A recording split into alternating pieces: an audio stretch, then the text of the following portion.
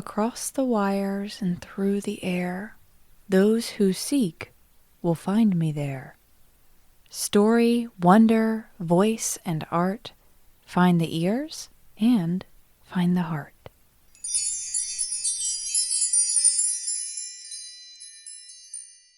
Welcome, my dear listener, to Wishcrafting, where the wisdom of the land meets the old stories that still breathe beneath it. I'm Wishamaya, and today we're stepping into a forest that is both mythic and real. A forest that we've brushed against before in the story of Merlin, but today we're turning our full attention to the wood itself, to the forest, to the land. Today we're talking about the Caledonian forest, or in its mythic name, Coed Celathon. This forest was an ancient temperate woodland that once covered much of the Scottish Highlands after the last ice age, beginning around 10,000 years ago. Dominated by native Scots pine and woven with birch, rowan, juniper, and peatland ecosystems, it supports a rich web of life, from wolves and lynx to red deer to rare woodland birds. Today, less than 1% of this vast forest remains, scattered in small, protected fragments, but those remnants still carry the ecological and mythic memory of one of Britain's last great wildwood landscapes. So lace up your boots, and let's begin our adventure today somewhere that many adventures before have begun. At the edge of a wood.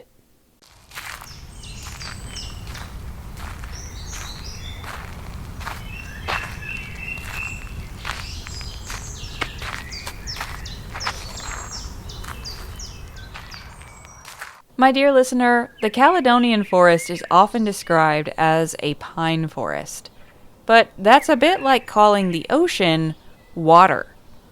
At its heart, yes, this ecosystem is dominated by Scots pine, Pinus sylvestris, one of the only native conifers in Britain. And these trees are remarkable. They can live for 300 to 700 years old, sometimes longer, with their bark turning a distinctive burnt orange as they age, almost like they're carrying fire within them. Their needles grow in pairs. They're blue-green and slightly twisted, which gives the canopies a soft, whispering quality when the wind moves through them. But what makes the Caledonian forest special is not just the trees. It's the structure of the ecosystem. This forest is what ecologists call a wood-pasture mosaic, which means that it's not a dense, dark woodland all the way through. Instead, it breathes. You have open-grown pines spaced irregularly, understories of juniper, rowan, and birch, ground layers of heather, bilberry, and moss, and then you also have wet pockets of bog and peatland, and rivers cutting silver paths through it all. This creates a landscape of constant transition, light and shadow, wet and dry, open and enclosed. And that diversity is what allows it to support such a wide range of life even today. Let's talk about that wide range of life and some of the beings who call or once called this forest home. Because like any magical system, the Caledonian forest is defined by its relationships.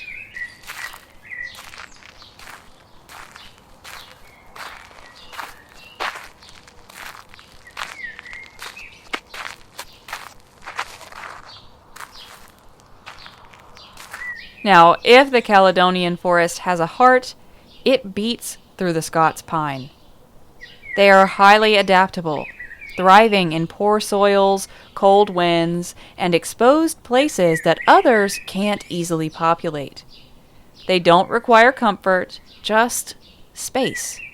And because of that, they often become some of the oldest living witnesses in the landscape. Ecologically, Scots pine is a pioneer species, populating most of the world from Scotland to the PNW since the last ice age.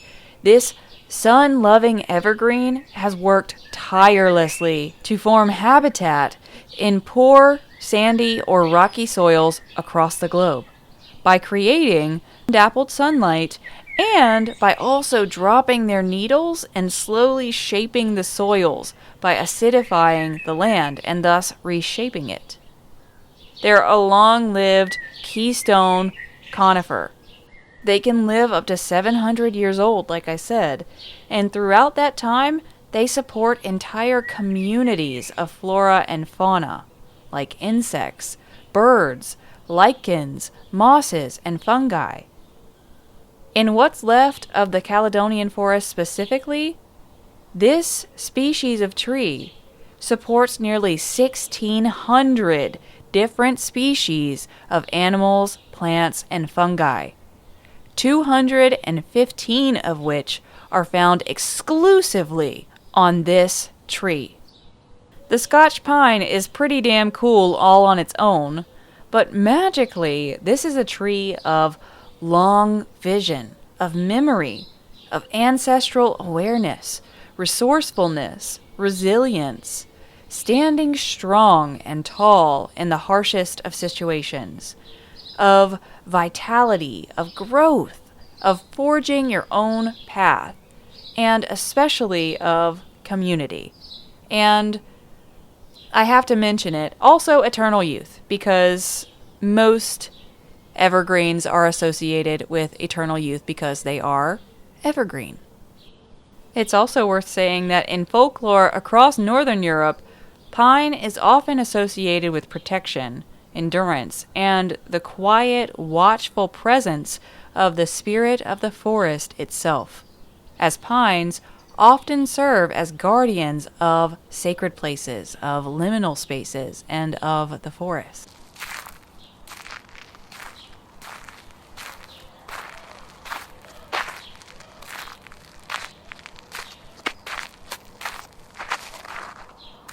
Then we have the understory, where you'll find the rowan tree, particularly Sorbus acuparia, a small, bright, lively tree often found right there at the forest edge. You can also find it in forest clearings or rocky outcroppings, places where transition is happening. Its red berries burn like embers against green leaves, and in Celtic folklore, rowan is one of the most protective trees there is. It's long been planted near homes, thresholds, and beside doorways to encourage its protection and to ward off unwanted spirits and negativity. But here's what's interesting ecologically. Rowan is also a pioneer species. It moves into disturbed or open land and then stabilizes it, preparing the way for others. So, its magic mirrors its biology, which I find is often the case. Rowan is not just protection, though, but rather protection during change and a companion for those in transition, going through new phases, and of course, for those of us who find ourselves in the liminal. If you're interested, you can hear way more about the rowan tree in episode 8.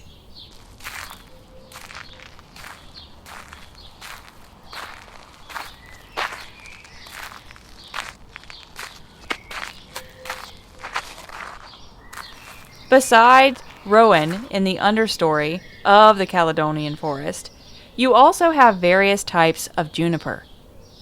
Juniper is one of the oldest plants in this ecosystem.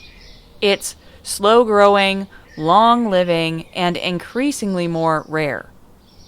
Like the others I've highlighted so far, it prefers open, often harsh environments like the rocky slopes and windswept areas, places where other plants struggle and that the Scottish Highlands have so much of.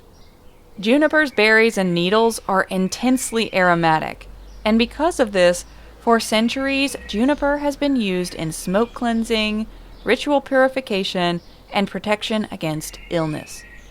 In the past, it was very common to use heavily aromatic plants to ward off illness and pests. In Scottish tradition, juniper smoke was used to cleanse and protect in a ritual practice called seining, but it was also used to drive out harmful spirits as well. Again, we see the botany reflecting the magic. Juniper thrives where other plants cannot, often favoring slopes or tucking itself in where you would never think to look. It stabilizes difficult ground and it holds space in marginal places. So its magic is not just cleansing, but it's clearing. It's clearing what doesn't belong so that something else can survive and find more balance, more harmony.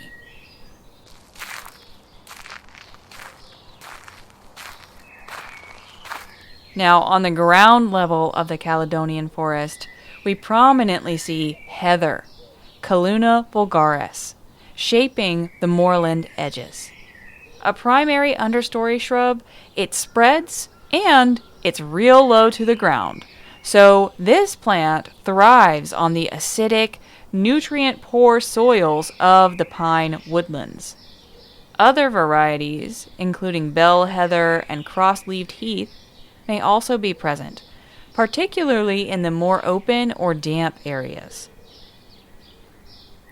Whatever the type, heather is soft and very persistent.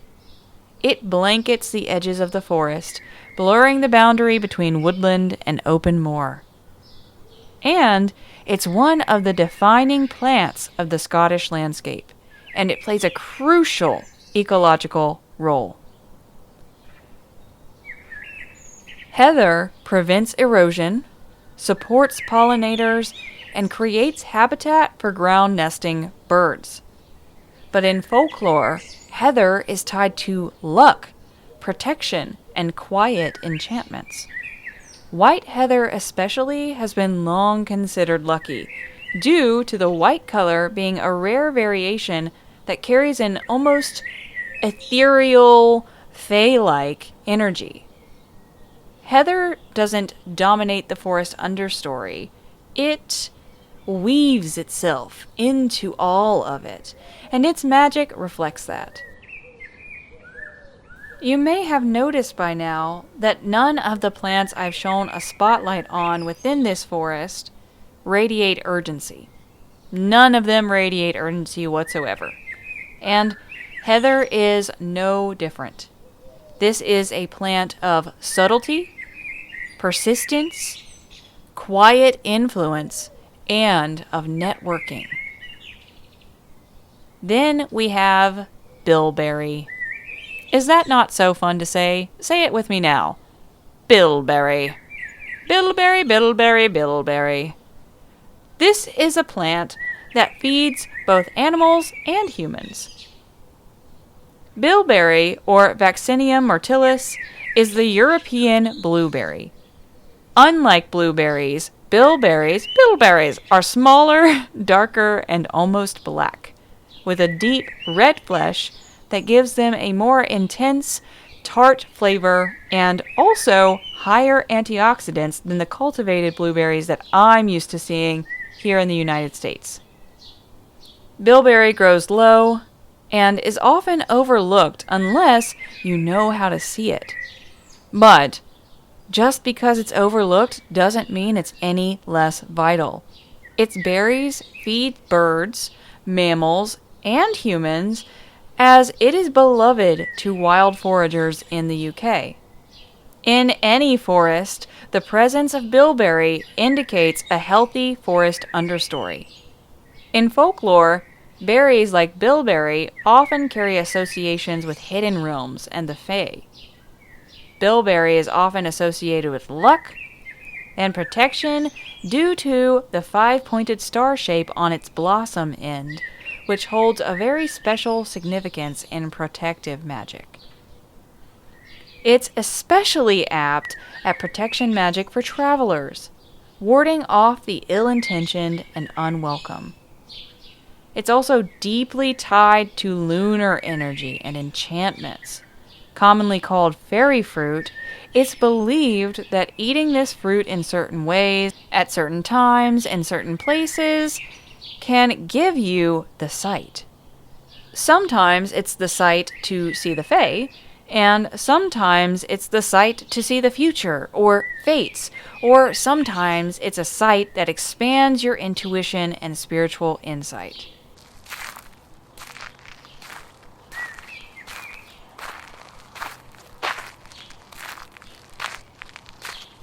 And beneath all of this, even further down, closer to the ground, closer to Mother Earth's surface, the Caledonian forest is thick with carpets of mosses, lichens, and fungi.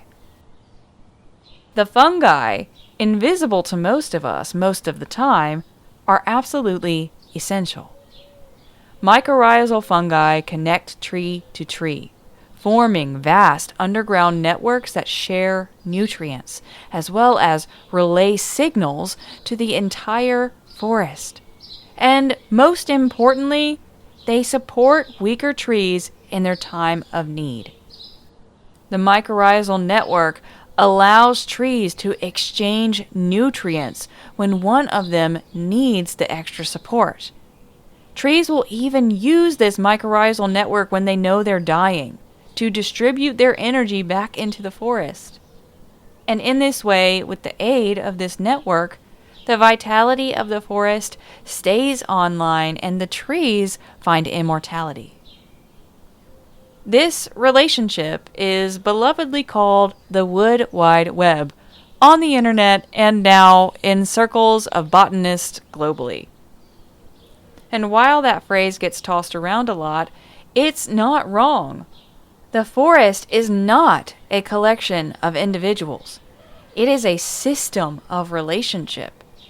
And if there is magic here, it may live most strongly in that, in the unseen connections, the quiet exchanges, and in the way that life supports life without needing to be seen or recognized. But, of course, we also have the animals. Historically, this forest has held some of the most iconic species in Britain, like the red deer, which are still present and they still shape the forest through their grazing.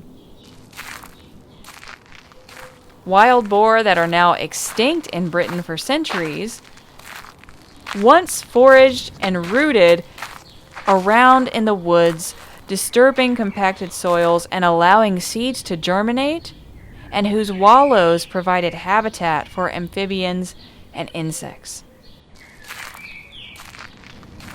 Wolves were hunted to extinction, unfortunately, in the 18th century, and they kept deer populations down and also kept them from staying too long in any one section, thus allowing the tiny pine saplings to grow into the keystone pillars of the forest that we have today.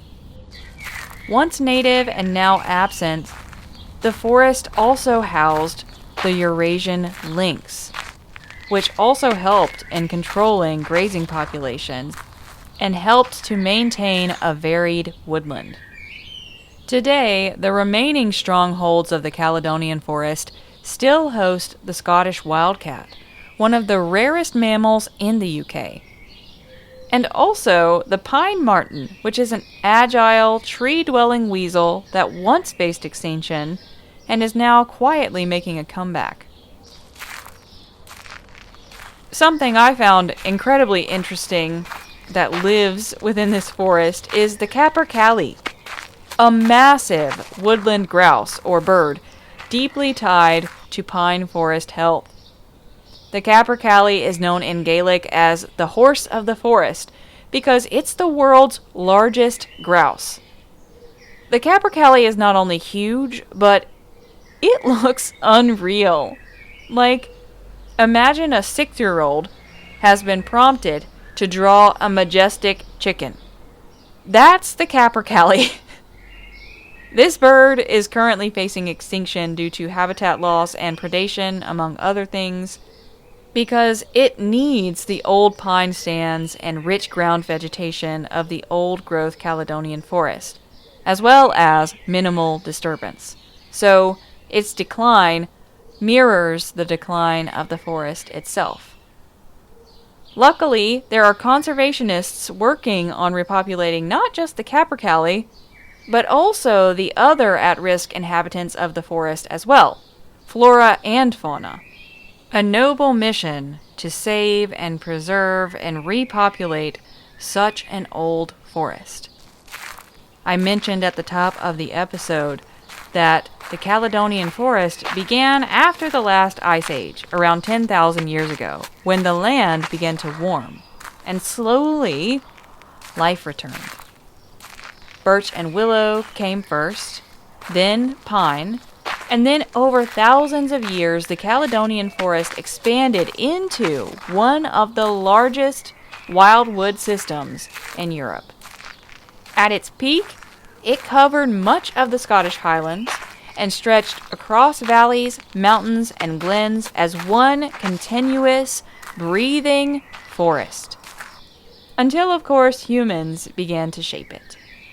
Around 1700 years ago, by the time of the Picts, this forest was not wilderness in the sense of unused, but rather it was inhabited, but not dominated. The Picts, Picts, lived within this landscape in a way that feels very different from later agricultural societies. Within this forest, they hunted, gathered, and practiced small-scale agriculture, and they were likely semi-nomadic, moving with the rhythms of the land. They left behind something called Pictish stones, which are stones, sometimes stone slabs, etched with animals and abstract forms that are incredibly enigmatic, and that to many suggest a worldview that was deeply relational. Not separate from nature, but embedded within it. And this forest was both home and defense for the Picts. Because, you see, the Romans thought that this forest was almost incomprehensible. It really freaked them out. Not only do we have accounts that showed us that the Romans viewed dense forests in general as mystical and dangerous and a little scary, they particularly disliked the Caledonian forest. It was dense and wild, but it was also really disruptive to them. Because dense forests like this disrupted their military formations, their visibility, and their essential supply lines. Like I said, this forest was fucking huge. So it became this kind of natural resistance. Not just a backdrop to conflict, but an active participant in it. And fast forward, shift a little, and something interesting happens. The physical forest begins to shrink, and the mythical forest begins to expand. Welsh tradition develops and develops and develops, and the forest becomes this mythic thing all on its own, known as Coed Caledon, a place not just of trees, but also of transformation.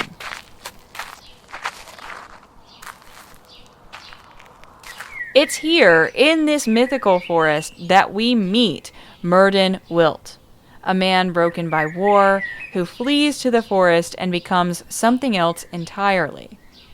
Living among animals, speaking prophecy, existing outside of society. Not just a story of madness, but a story of repatterning.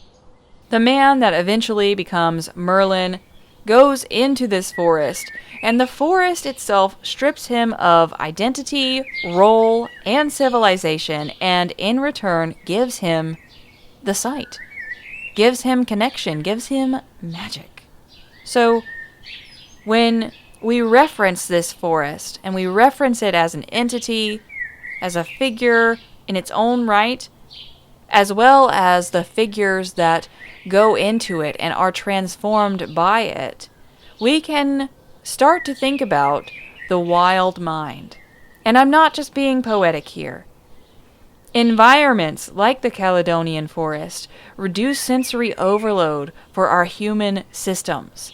And the more time you spend within a forest, the more your pattern recognition increases. It also encourages non-linear thinking in our brains. In other words, the forest and spending time within it makes space for a different kind of intelligence to emerge.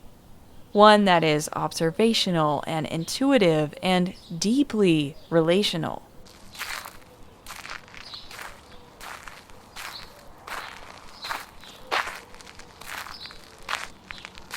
Over the last 1,000 years, this forest has been steadily reduced through timber extraction, agricultural clearing, or even overgrazing. Today, less than 1% of this forest remains. And what survives is pretty fragmented. Small pockets of what once was a continuous, dense wood. And yet, it's not gone. Because today, as we sit here and share this time and this space out of time and space together, seeds are germinating, pines are growing, moss is spreading, rare birds make nests and lay eggs, leaves fall, and sunlight shines down to the forest floor. And restoration efforts are underway. Slowly and patiently, this forest is being invited back with intention.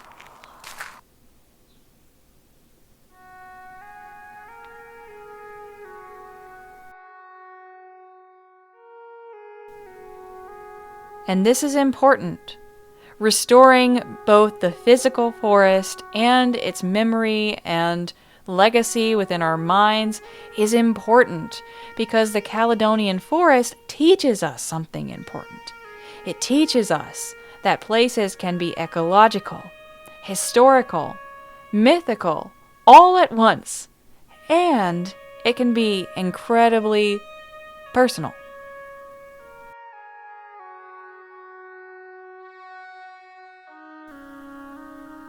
And even when that something, when a legacy, whether physically, spiritually, mentally, becomes diminished, it's still not erased. It remains. It stays there in the roots, in our memories, and in story. Story is so important. And for me, this forest and the stories that it has inspired has taught me story is born and lives within the parts of us that are still willing to go just a little wild.